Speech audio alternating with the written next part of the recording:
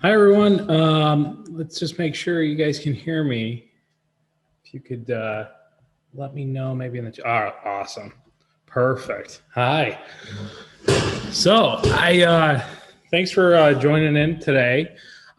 Really great hearing about that Rochester Refugee Sewing event or program there, organization.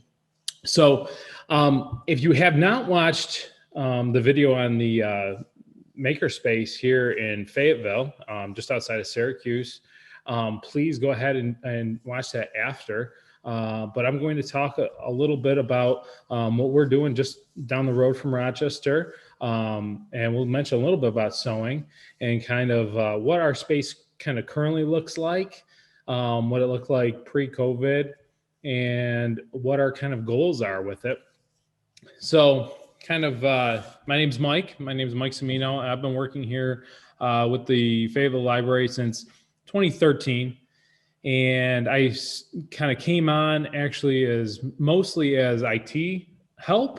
And that was while the Fab Lab in its kind of current location was being developed. And that then kind of grew into a larger role into a STEM educator. And my background was also in education. So that's kind of how I got here. And we've been kind of changing and evolving and trying to meet the needs of our community since really in this space since 2013, but as an organization since about 2011. So we're going to talk about that as we kind of flip around here. So we have, we'll talk a little bit about how we try to be a informal learning environment here in our community. And let's see if we could advance that here. Ooh. There we go. So we started focusing, you could see a picture right there. That was pretty current as, well, it was just before like a major change we did in the Fab Lab around 2020, January 2020.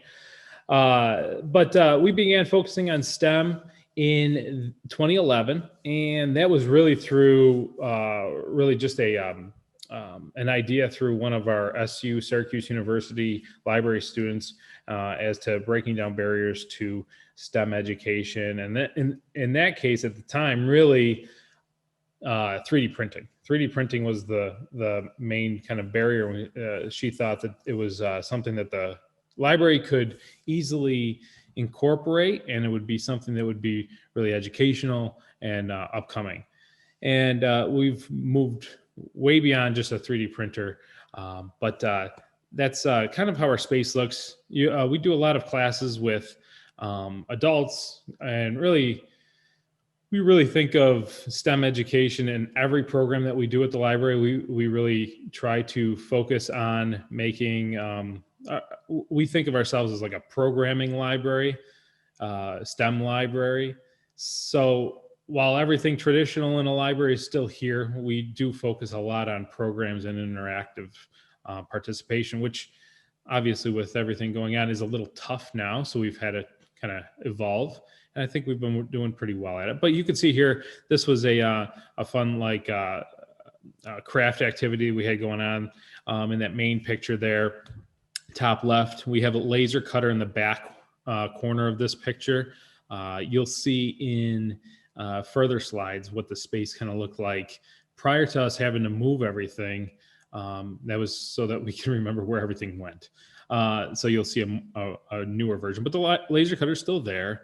And all along the right-hand side of that picture, that's where the 3D printers are. That's changed a little bit. We'll show you what that looks like. Far corner, straight back, so like diagonally center of that picture, that's our sewing area. And we have about 8 sewing machines. We have more that we pull out for programs and for like big organizations that come in and want to do like a big like sew-a-thon. But for the most part, 8 are available. And we do that.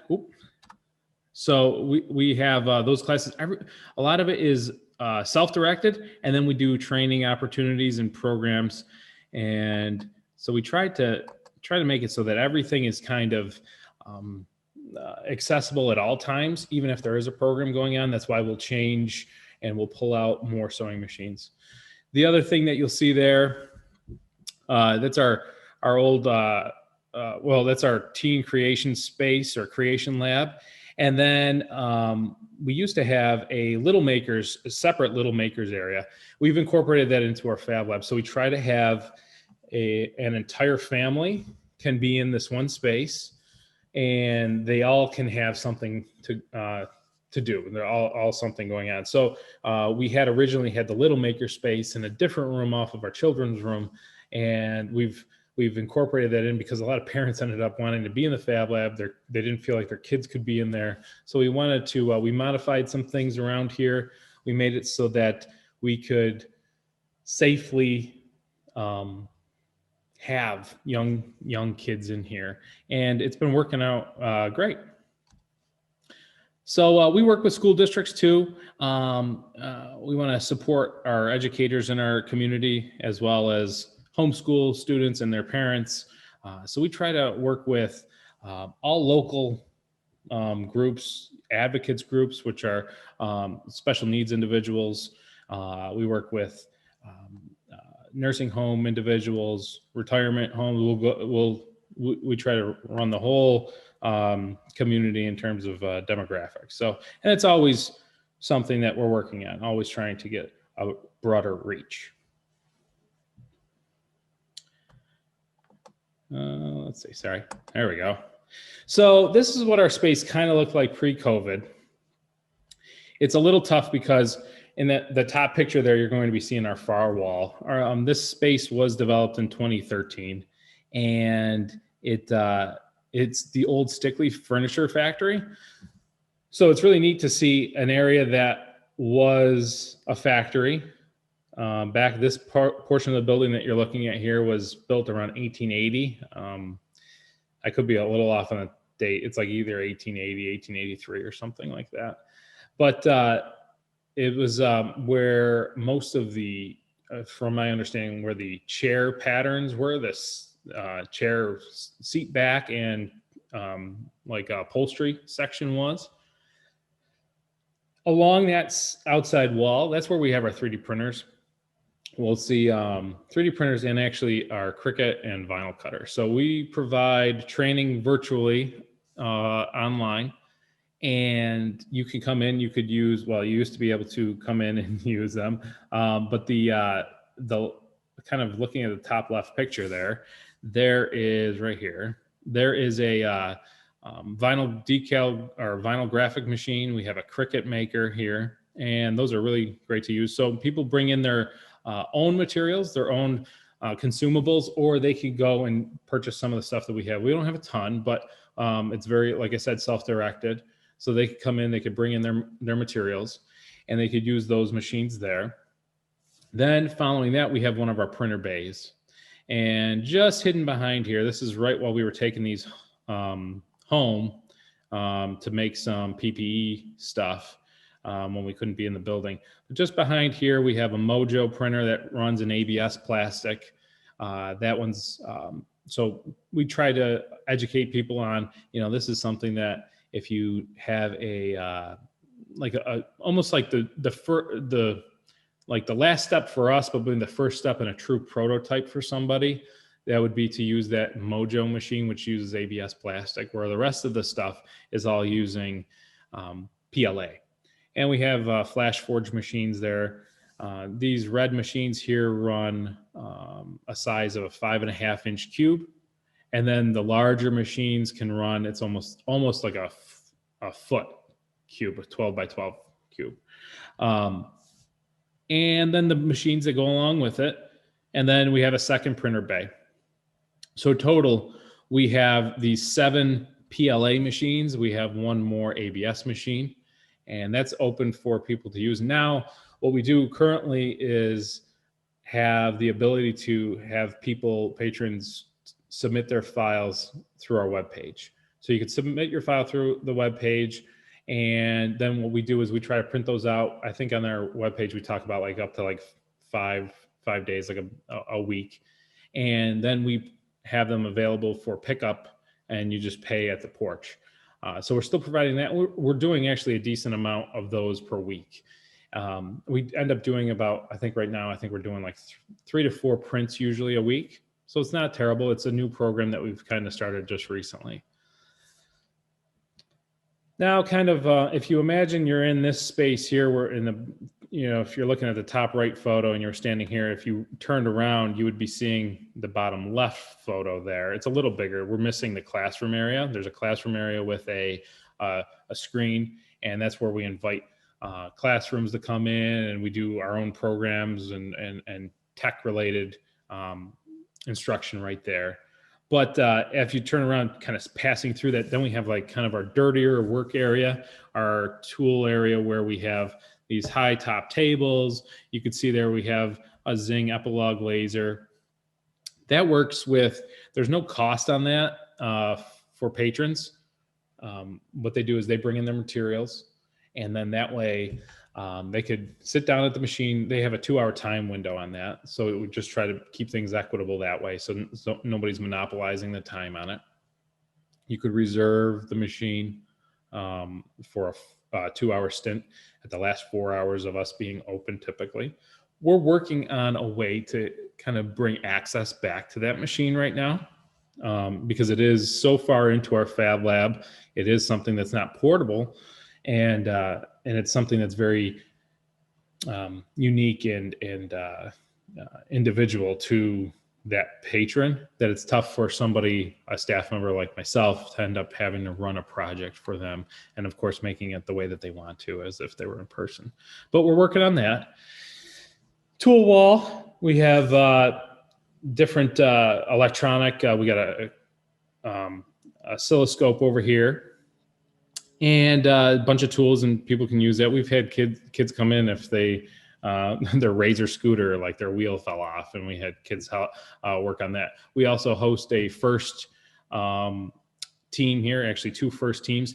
They kind of use that area, especially the first tech challenge kids. They use that area, but it's open to everybody.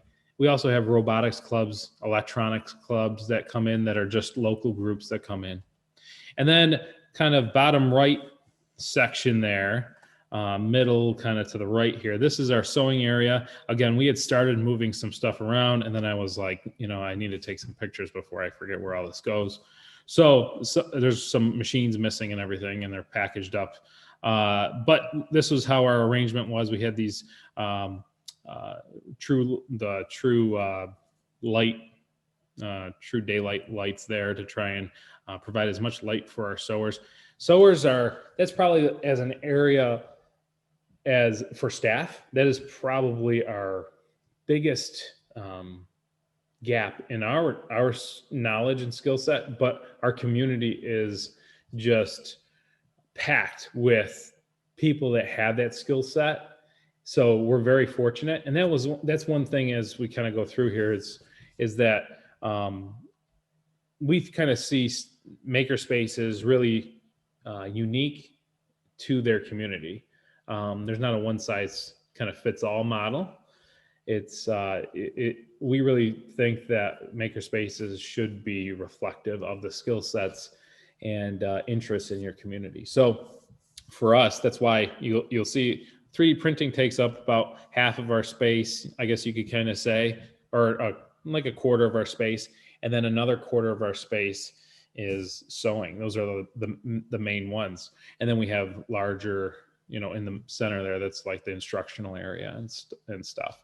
And then in the back corner, kind of like kind of full circle, if you're kind of standing in one spot taking a picture, just over to the side, that was our little makers area. And that was really in development and installation at the time, in January and February. So that was with interactive wall units, smaller tables for everybody, no tools. They were as far away from the kind of tools, and they're up higher anyways, but as far away as possible with those tool sets. And it was really just for, we kind of thought of it as our pre-K to like maybe first or second grade area. Then the rest of the space would be kind of third grade to adult. And, but again, like I said, that was just as we were kind of coming out. We got a big Lego table that's just off It's actually in between these two pictures. And again, some wall installations that we just had not gotten to yet. Just see a question. Are there any needs you see in your community that the space could try to meet in the future? That's really ever changing. That's a great question. This space has looked very different along the way from 2013. Actually, one thing that's not in any of these pictures was because we took delivery on it probably March 10th, was a Shapeoku XL. And we always had a small mill, CNC mill, but one of the things that we keep seeing people's interest in, and they kind of the evolution of at least our community in making and all that, is to have a CNC mill. So that is something that we are ready to offer as soon as possible. Painting classes really kind of took off for us. We had a lot of instructors come in. So we've actually, we've finally got a sink in here. One of the things with being an old part of the building is that there really wasn't a ton of plumbing, and bringing plumbing to this corner of the building was very, very tough. This area that we're in right now is about 2,500 square feet. And we are as far from the kind of the main library floor as you can get, just about. And then behind me, you start to go forward towards, this is about 5,000 to 6,000 square feet behind us, unfinished. It's still the old factory floor and everything. So that area starts to go towards the parking lot. So we are in the back corner of the building, but we do have now a wash sink for people. And so we're constantly trying to stay with that. And we get that information coming from trying to work as much as we can with our community. We are constantly working with school districts, having volunteers come in to staff our space, and that's where we get that kind of feedback and instruction. So that's a good question. It's constantly evolving, and we try to keep things on wheels, or at least on light tables as possible, albeit the printer bays there. Those are kind of heavy. But everything else you can see are like a step up from a party table, but we do that on purpose. It's because they're wood top, but they're still flexible. We don't, and even the work tables here, you can see they all have wheels on them, because we're constantly, this room is like modular, and we're constantly adjusting that. Our current space, though, has changed. What we've really been focusing on a lot is virtual programming, take and make series. We do like cooking series programs. We do escape rooms. All you can see here, this is like Microwave Mondays, and here's a teen project here. This is our take and make videos. We've been trying to virtualize everything that we do here, and we are kind of created a mini studio, and that's what we've been running here with different cameras and stuff. So utilizing webcams that we've been using off-site and everything, so we bring them back in and hook them back up. That's kind of where we are currently. Memberships, if you have, do you have, so we don't do memberships. Our membership is, we are just, we provide this as a service to our community, to the patrons in Onondaga community as a larger group, but we focus really what we have here. We try to keep it as reflective of our Fayetteville community, and that's why we work with the Fayetteville Manlius School District, the East Syracuse Manoa School District, the school districts that reside within the town that we're in. But there's not a membership, but you do need to have a Onondaga County Public Library card. So let's go back over to, and so how we're constantly evolving, kind of piggybacking off of that. We have a lot of community member-led programs. We have like sew-a-thons, fine art clubs for kids, Boy Scouts, Girl Scout groups that come in a lot, electronics club and robotics club. These are all volunteer led. This is all stuff that staff here at the library doesn't necessarily partake in. Some of us attend these clubs because of our own interests, but these are all things that are being led by our community, and they're constantly changing. We have had like the fine arts for kids, that's evolved into a couple different paint classes before COVID. And we have throughout the summer, well, we'll talk a little bit about it, but throughout the summer, we had teachers come in to do almost like practice runs of different science experiments and things for our STEM camps. But then they also offer that as an opportunity just for people that even outside of that school district or outside of that grade level. So this is constantly changing too, and we have our marketing person that works with hearing that stuff from our community and reaching out, and then we work on getting them in to share those skills and share their knowledge with people. We do library-led stuff like Learn to Build are very popular. Our home repair classes are popular. First Tech Challenge team and first Lego League. Those we've actually changed how we've organized these. These are something now that are more community led than before. Before we used to lead them as the coaches. Now we have community coaches. We look to, especially in the next coming weeks, have our team, that's our sponsored team, come into our space, at least for practice sessions as they're building their robots. So we're trying to put more and more onto our community to make it as community driven. So even though it's on library led right now, it's shifting over to community led. And then patron led stuff. It's just stuff that comes in informally, just organically. But you could always come in for 3D printing, laser engraving, school projects all the time, virtual reality stuff. We do tons with early literacy. Special needs population is we're so happy because we get such a good turnout from that population here, and they're really great. It's a great organization that we have locally just down the street from us, and we miss seeing them in person right now, but they are great patrons of our Fab Lab and our library as a whole, and we get to do so much with them, and they provide us a lot of feedback into things that they could offer or they would like to see as well. And sewing is all patron led. You can see it was not part of the library led at all. That is an area that we have great sewing volunteers. They help out groups of students. We've had our sewing volunteers help out in our community, help out with SU students. We had a group from a high school that was working on a project, and then they help out Girl Scouts, Boy Scouts for all different things. It's really great. So the equipment that you can use, we took out one of the FlashForge printers here. That will go down to 7. But we have a bunch here that you can use. The CNC mill, that is what it will look like. It is almost together. Oh, and then other equipment here. Button makers really, that's the other thing too, is like, excuse me, if you have a Makerspace, or if you're looking at like what to include in your Makerspace, there's a lot of things you could put a lot of money into, and it's terrible if that does not catch on, or it's not something that you even have the skill sets in your community to have people latch onto and create with and instruct and like teach others with.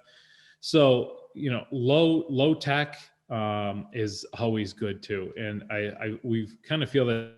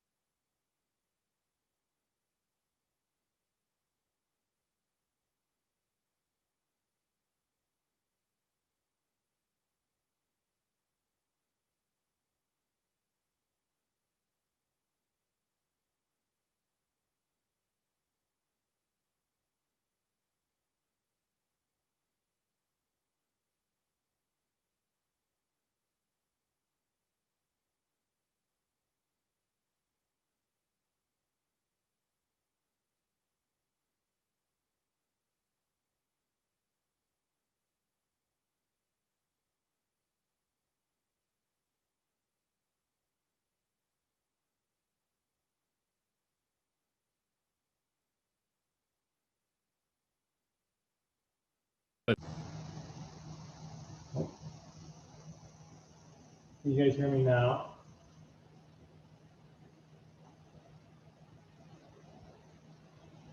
Okay, all right, sorry, I don't know what happened, my little microphone turned off right here.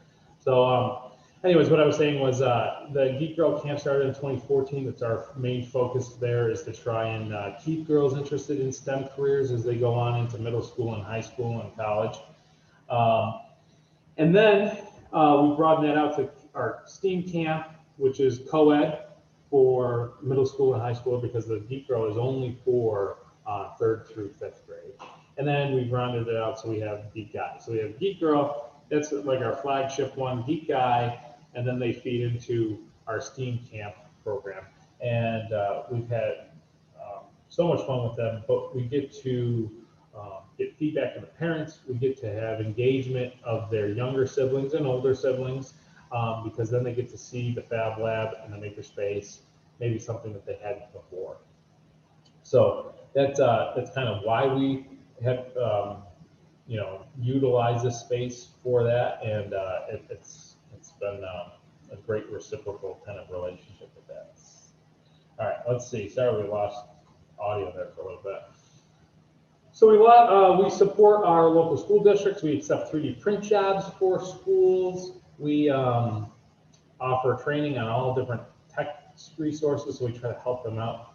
But here's some examples of some local things. I don't want to stay too long on some of this because I want to be able to answer any questions. Yeah, we work with, if it's outside of our town or our kind of area served, if a school district contacts us, then we'll help out in whatever way. But we try to keep it as local as possible, and that's why most of our stuff works with the Fayetteville Manley School District and East Syracuse Manoa School District. We do lesson plans and all that to try and let the teachers know, let the teachers be able to bring it to their principals and school administrators and board members if they need to. This is why that field trip is something that's important for them to, educational for them to include as part of their curriculum. And we work with schools to try and fill whatever, that content area or need might be. So they kind of, we'll modify that. We've even done like history walks and stuff. So, but on the STEM side, we will usually have them come right into our Makerspace. We're within walking distance to one of the elementary schools and one of the middle schools. So that's been great too. We work with our community in all sorts of different ways here, whether it be like prototyping and like helping them realize what 3D printing can do, because while we don't really have the capabilities for that, a lot of times just people don't understand what 3D printing is still. Or if they do, it's one of those things where it's like, can I actually take a look at one before they go on and purchase an actual industrial machine. So we work with, where is it on here? CAD Dimensions, right in the center. That's a local company that is a great supporter of the library, and they assist us with, they support us with the 3D printers and the software. And so that's where we kind of get these connections. But we work with SUNY, Upstate Medical. We've worked with Syracuse University. We work with the New York State Parks Department locally, so that we have had building, not competitions, but building programs where we build little free libraries in our space here. Then we go and install them. So we have 2 in Green Lakes State Park, and we have 1 locally, or very close to the library, in a local park that's just like across the street from what's called Canal Landings. And those are kind of maintained by the library. And yeah, we've worked with a lot of like startups.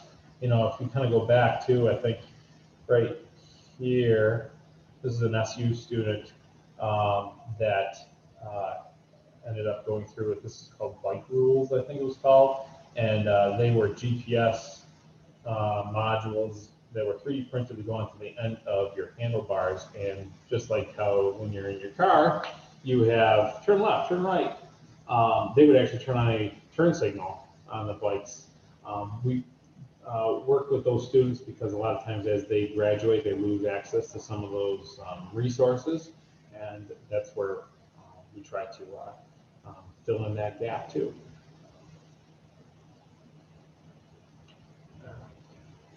So future, we're always trying to look through, it's ever changing, it's evolving. Entrepreneurship through making, of course, and really knowledge sharing, that's huge for us. That's what we like to have happen. So we're working on that and trying to do as much as we can with that virtually and seeing how we can continue that dialogue and that knowledge sharing virtually with everything going on. We like to try and fill that technology gap also between age demographics and generations there. So that again is kind of where sewing really shines. Our sewing volunteers, they bridge that generational gap, and they are it's really cool to see how many people kind of can come together across all different ages in one thing, and sewing really does fit that. So that's why we always say, like, keep things as unique and individual to your community. It might be like canning, or maybe like looms, or something big in your community. Like then that your makerspace should kind of reflect that. And we're always looking with partnerships with clubs and organizations, which will help to guide us into the future too. So while it looks like how it looks right now, we don't know, it's constantly changing. So we don't necessarily have a, this is not finite in any way, it's constantly evolving. All right, so I think I have a question. Let's see if I can switch back to it. I'll leave that up for a little bit. It's tough to manage all the scheduling volunteers, access, since so many programs and groups are in the space. Yes, it is, to be completely honest. It is. So one of the things that we have through our, and again, I guess I can't really speak too much of it because during all this we had a planned switch over of our event system. However, what we typically do is we try to have some redundancies in some of the equipment here. So, all except for really the laser cutter. But the laser cutter, it usually sorts itself out because mostly adults will use that, and they usually register for that. We break it up so that even though we're in one fab lab, one makerspace here, we have the laser cutter as like a room that can be reserved. So that's something that you could reserve that time. It's usually the last portion of the day so that people don't back up into it. And then they can use that space there, so that's reservable. 2 3D printers are reservable each day. Again, so we'll put a tag on them right away in the morning if they have a reservation. And then the space typically is manned by, we always want it to be manned by volunteers, but that's tough. We get student volunteers, and then as they go on to careers or their school schedule changes, those are tough to keep going. So I am like the makerspace manager, so I'm generally in this space, but then all staff is trained on the basics of the machines too. So while the space itself will stay open as because it's just part of the library, so it's going to stay open from when the library opens to when the library closes. I guess the information provided by the staff can fluctuate a little bit, but everybody has a basic understanding of it, basic knowledge of it, which everybody else should. We also check, you usually know right away whether or not they've done any training. We do a virtual, it's through like an online quiz creator thing that they watch a video, a training video, then they have to answer some questions. We keep a maker agreement on file. And those are things that we kind of, you usually can tell when somebody's new. So we just let them, we kind of do a short intro and introduce them to the area or the makerspace. But yeah, that's how we kind of, so while equipment is a room in the makerspace, like virtual room, it's actually broken up into 3 other parts too. There's a classroom section, there's the like a dirty workspace. So classroom workspace, and then a sewing room. So then that's the other thing. So it can get kind of loud in here. And we tell anybody that wants to like do a program, and we work with them, you know, like, what's the intended attendance outcome? You know, what are you looking for? Is it like 30 people or is it 12? If it's 30 people, we might book up 2 spaces in our room. So we try to do that, you know, one-on-one with those programs that aren't led by us. And when they're led by us, then we know how much space to do. But that's why the space is as modular as it is, because we do have to modify it throughout the day as well. So that's a good question. Thank you. Any other questions?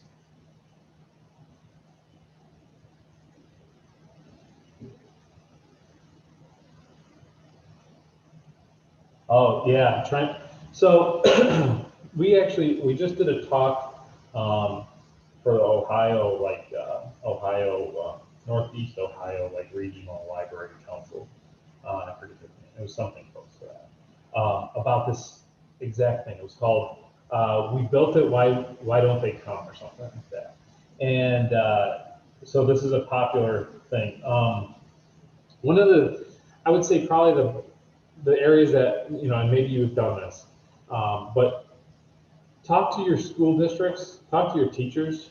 The teachers, and the teachers are going to have that firsthand knowledge of the curriculum.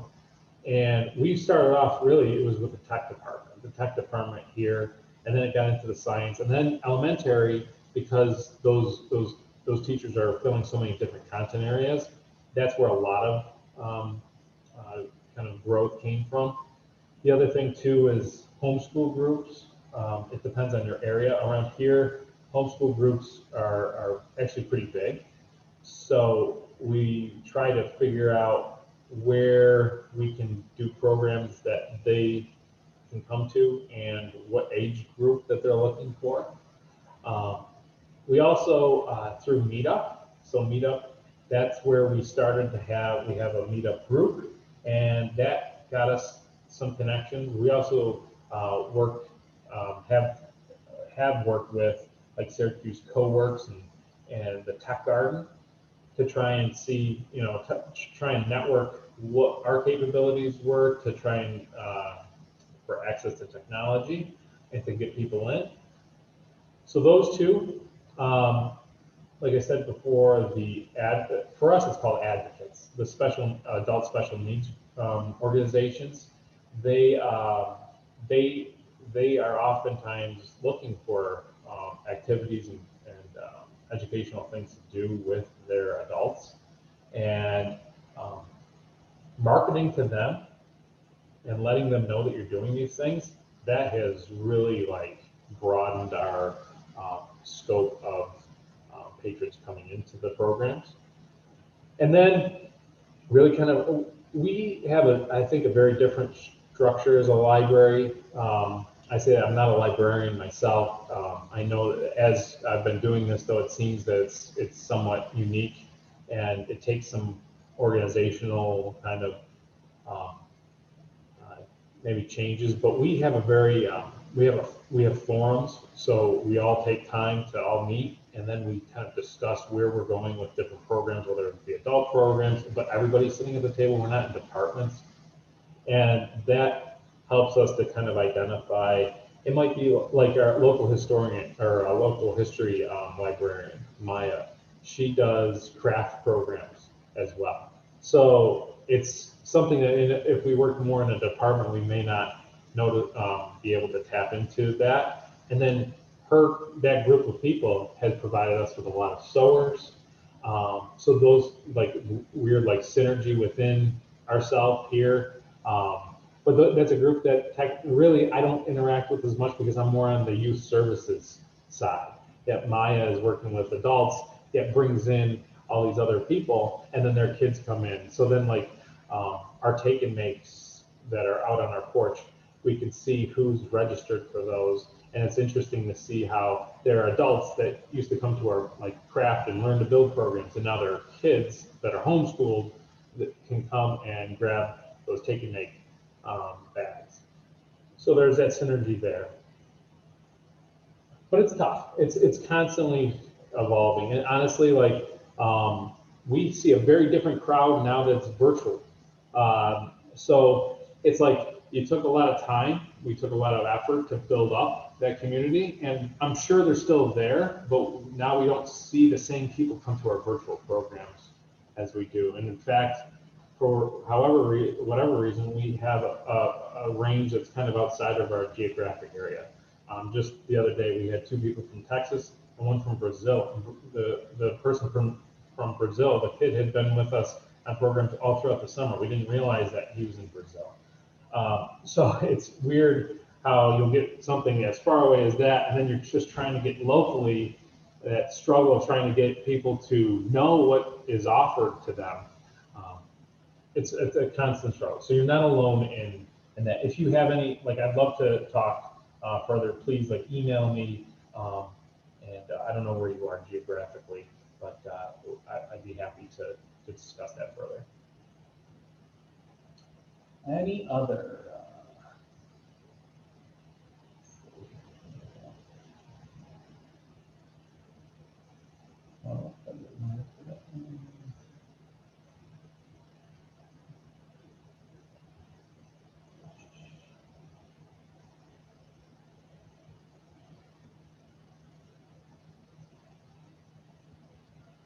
Great. Okay. And again, yeah, I'll put that up over here if I could make that the main screen. I just put up my info there if you need to